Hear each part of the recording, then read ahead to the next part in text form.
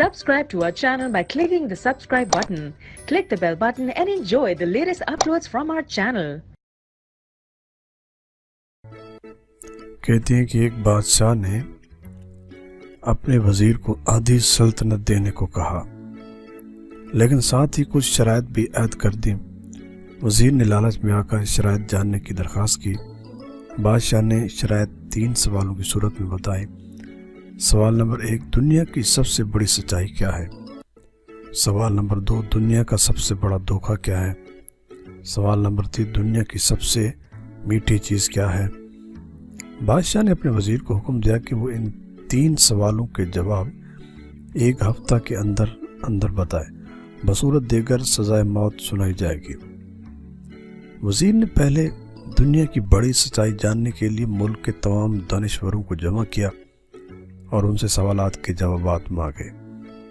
उन्होंने अपनी अपनी नेकियां गिनवाई, लेकिन किसी की नेकी बड़ी और किसी की छोटी निकली, लेकिन सबसे बड़ी सच्चाई का पता न चल सका।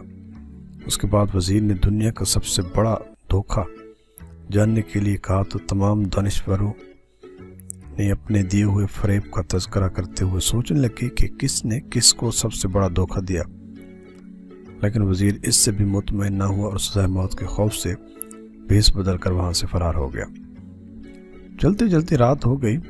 उस दौरान उसको एक किसान नजर आया जो खुरपी से ज़मीन खोद रहा था। किसान ने वजीर को पहचान लिया। वजीर ने उसको अपनी मुश्किल बताई, जिसे सुनकर किसान ने वजीर को उसके सवालों के जवाब कुछ यूं दिए।